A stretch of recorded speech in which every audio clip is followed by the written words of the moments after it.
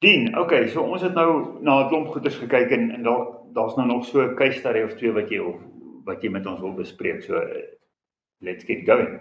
Yeah, so then, it's actually must be boring for most, because nowadays you tap on your phone, there's a number of apps, and we'll talk about them in a moment, that have got all of this put together for you, right? But what is important about it is now with this information that you've shared with us, I can look at that and actually understand it a little bit more. Although all of this is put together by lots and lots of data points that you've created over many years. But nowadays it's all in those apps, but you must still be able to interpret it. Absolutely. Okay. No pun intended on absolutely. Slight slip of the tongue there. So maybe I can call up the next slide if we can. So again, I'll just close out on this one, right? So here's another case study, the venue that was being fished here. Again, this was Dur and Dry Dam. I think a lot of guys who target monster carp like to target Dur and Dry Dam. And for those who are looking at this, you can notice that the reds again are fish on and lost. And then the blacks, I think they're blacks. I can't see from here, they're black or blue. But the other ones are fish that are landed. And then on the right-hand side is the record of the fish when it was landed, and then the size of the fish when it was landed. So again, I repeat. I see a couple of 17s and 19s and things like that there. No, that was Dur and Dry. I think that's more like 12s. I can't read from here. I see something there that is close to a 17. It's a 12. Okay. It's a 12. Yeah, I know. If Dur and Dry was giving 17s, I think I'd visit them more often. But again, all it's trying to do is to say to you, look, predominantly you can see the takes, and there's only few of them. There's not a lot of fish that you're fishing for when you're doing monster carp fishing, or inside the solid greens. There's some in the hashed green, and then there's the outliers in the light shaded green. But even if I look to the top of the screen for the outlier, you can see it's as it's about to go into a solid green. So it's not gospel, right? So remember where I started, I said this is theory. Okay, so the science is moon rotates around the earth given 24 hours, 50 minutes. Okay, in that it goes through 4 major cycles: new moon, first quarter, full moon, third quarter, and it repeats the cycle. Fact. Okay, that's science. The science is the earth goes around the sun. Fact. Okay, we understand it, how it impacts sunrise, sunsets, our months, how close we are to the sun, what angle we're pitching to the sun, all the rest of that. Fact. There's a gravitational influence between the sun and the earth, between the moon and the earth, and between the sun and the moon and the earth. Fact. High tides, low tides, predicted, clockwork, day in, day out. Anywhere on the planet will tell you what it's going to be.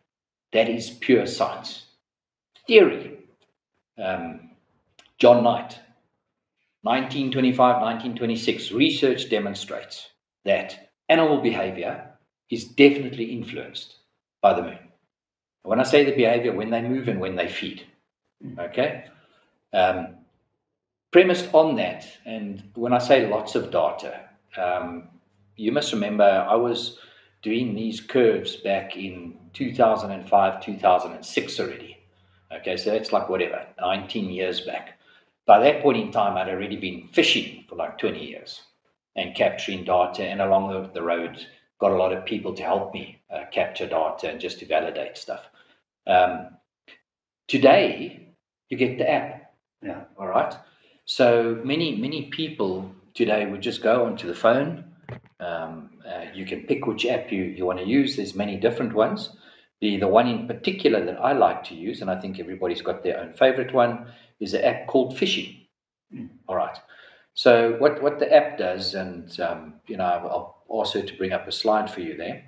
So what the app does, the app now maps your lunar cycle. Remember, it goes through a waxing and waning, and your solar cycle. We know the sun rises in the east and it sets in the west, and it follows a cycle as we rotate. And we also know that there's a time when the two are adjacent. If you put my hands over here, when the two are adjacent to each other, or when the two are very far removed from each other with the earth in between. So there's a cycle that follows. The thing is, they're on a different cycle. So as they go through their amplitudes over a month period, they'll either move closer towards each other, and at a stage they actually overlap. When do they overlap? The two curves fit over each other when you are on new moon. What does that mean? When the sun is rising, the moon is rising. Yeah. That's why you can't see the moon. Yeah. Okay, because they're in perfect alignment, only on a new moon. Similarly, when the sun is setting, the moon is setting. That's when those two curves that you've seen on the screen, the two top curves, are exactly aligned. In the phase you're looking at there, you can see they're almost 90 degrees out of sequence with each other. Remember, there's 360 degrees. So the one you're looking at there says, well, the moon is either at the top or the bottom where the sun is now on the side.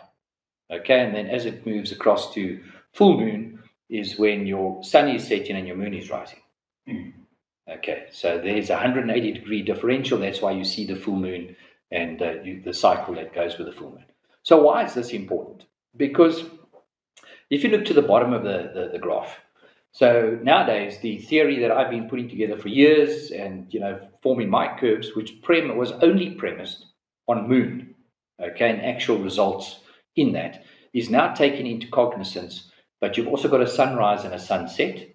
And remember, those were those two parallel lines that I put in there. And what happens is the fish either are feeding through the night or want to feed through the day, but that light change, so when you're going into a dawn or into a dusk, gives them a sense of comfort, and it's almost like a natural trigger for them. As you'd know, a lot of insects maybe come out, or a lot of hatch happens at those specific points in the day, and the food is available and the dinner bell is ringing, and what's signaling the dinner bell is the change in light. So what happens here now is they now map in what is the major period with the sun and what is the major period with the moon. Okay, the vertical scale is saying what is your probability of a high fish activity. Clearly, when it maxes out at the top, it's 100% probability. Anything lower down on that curve, and believe me, the one I chose to share was today's one. You get ones where that trough is red, and the peaks are minor. So they just barely lift up. They barely lift up. Yeah. And if you were planning a fishing trip, not a great time to plan. And I think that leads into a different thing that you and I were touching on. Yeah. Yes. So now my question is, if I look at my angling calendar, those ones that just barely go up are always on a league weekend, and those big ones are on a Wednesday and a Thursday that I'm at work. So if I can't do that, so now I've got two questions. The first one is, obviously when I can plan it, it all goes well. And when a weekend falls on these high probability ones, it's nice and everything.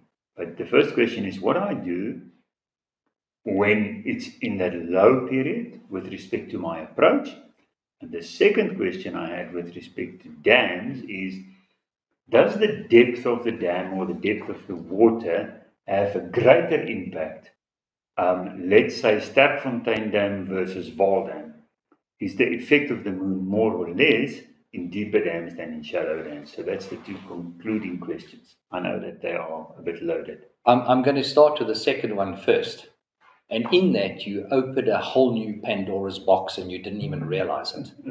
You compared the Vaal Dam and Sterkfontein Dam, and you were doing that from a depth perspective, where actually there's a lot more than depth involved there. There's water clarity involved when we'd having a moon discussion. So Vaal Dam being troebelwater, Sterkfontein being crystal clear tap water. Okay? A full moon on troebelwater, very good. Right? A full moon on crystal clear water, not good. Okay, so, and there's a whole different conversation I'd love to have with you about that, as to why. And once I give you those logical things, your lights are going to go on and you're going to understand what I'm talking about. But let's first take the first question. So the first question was, so what I do, I'm fishing a league, I'm whatever, I'm doing a ProMania, Elite Series, a club competition or social, and it's this weekend and the moon says, stay at home, don't get out of bed. All right? You go fishing. Why? Because fishing's always a good time to fish. Yeah. All right? If you are only going fishing because you want to catch fish, you're going for the wrong reason, my opinion. On the one day, it will be a 30 fish bag to win, and the other day it will be a 3 fish bag. So let's get a little bit more serious about it. Okay, so what do? You can clearly plan. And if you aren't doing this, please do it.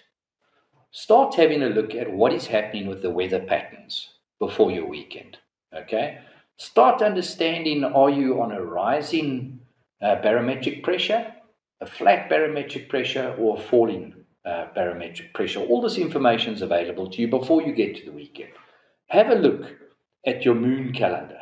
Have a look at the times of your sunrises and sunsets. There's 4 factors already that can influence your approach to how you should tackle this task. So here's a standard thing, right? So I'm going to fish league. I arrive at the Dry Dam, I pack my kit out. I know we're starting at 7 o'clock, and I've heard, because I've watched Barent and others, I must throw milli bombs this big on some other spring, and I must throw them into the water, and I must get a call going at 80 meters because that's where the fish are and I'm going to catch them. Wrong. Sometimes that approach is going to work, but in principle, wrong. Okay, why? If the moon calendar says that whilst you start in that competition and it's a very weak day, that's the best time to get a bite, don't make a noise. Catch the fish. Fish for the fish that's going to give you the opportunity to catch it. Okay? Don't overfeed them. No, don't feed at all. Start fishing. If the moon calendar says, by way of example, you're in a trough and it's terrible, but there's a pickup at 11 o'clock, put food in the water. Why? Prepare yourself for the 11 o'clock slot that's coming. Increase the probability that when you get there, the fish will at least be homing in because you've got food concentrated in the area and you can catch some. The amount of food you put in the water. The lower the troughs, the lower the peaks, less food. The more the peaks, more food. Why? More fish activity, more fish available, more feeding going to take place. Then remember I said the stuff is overlaid. Okay, so there's more than one factor. Is it a rising or is it a falling pressure? Falling pressure is good. I don't care what the moon says. Falling pressure is good. Barometric pressure is right. Fish's bladders need to adjust. They're going to eat. Rising pressure. Fishing's good. I don't care what the moon says. I don't care what time of the day it is. On the rising pressure, the fish are going to eat. Okay? Change. Why? It's change and they've got to get back into their comfort zone. When you can get those to start to overlap, well, now you can start to capitalize. So here's an example. Let's say there's 2 factors that you can see before the time are going to overlap. Make sure you're fishing, not feeding. Okay? Make sure you're ready for it when it happens. Have the spare rigs ready. Have your kit organized, because that window of opportunity may only be an hour. But that hour, if you prepared for it and approached it correctly, you can win the day, or can make the difference between a blank and a no blank. In terms of that, of course, wind direction, weather conditions, all of those impact it. I'm talking about the things that we can really plan ahead in terms of what we're going to do. Often just one more thing. So if you understand the barometric pressure is going to change during the day, think about where you're fishing. Your question was water depth. Is the question actually water depth, or is it the mass upon the fish which is determining where the fish is comfortable in the water column? Okay, and I mean, again, there's that whole inversion conversation, the whole does depth play impact on color? Does it impact on where the fish are, why they're there, why they move in and out of depth? And I'm talking freshwater fishing. All of those factors are there. But if you can start to understand that, and if someone has told you you're going to catch the fish at 80 meters, that's 80 meters on a typical good day, or 105 or 115 or 125. These are like the standard marks. You know what? Don't do that. My opinion, get to the dam, look at the water, look where the fish are, throw a lead until you get to where the fish are. Once you get there, clip it in, and that's where you fish. They're telling you they're there, and they're there for a reason. There's a whole whack of factors that is influencing why they are sitting in that water column at that distance from the bank. And I think sometimes we go to the dam with a game plan, but actually you need to be agile. You need to be able to think on your feet. You need to understand the filters, and you can change the results. Well, Dit is baie gesê. Is there a question? Yeah, they're just asking for the app that you use, which... Okay, so there was a question at the moment, which app do I use? As I say, there's many apps out there. The one that I choose to use in South Africa is called Fishing. It looks like a little calendar and it's just got the word fishing written across it. So if you go into your app store, I think you get two versions. You get a free one and a paid version. I would suggest you try the free version first.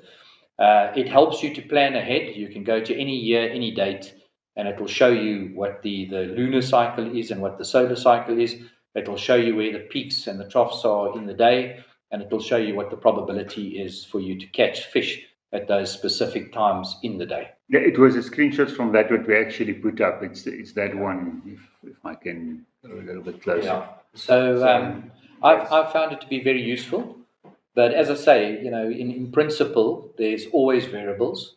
And the solar lunar is a, there we go, thank you. The solar lunar is theory, okay?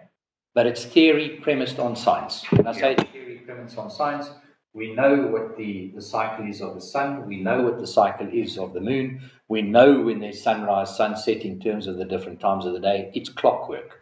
That is clockwork. If you want to talk about sea fishing, then you've got the tide charts that you can bring into consideration. Well, that's another discussion for another day. But in freshwater fishing, those three, watch your barometric pressure, watch your cold fronts, and you can plan your trip quite successfully.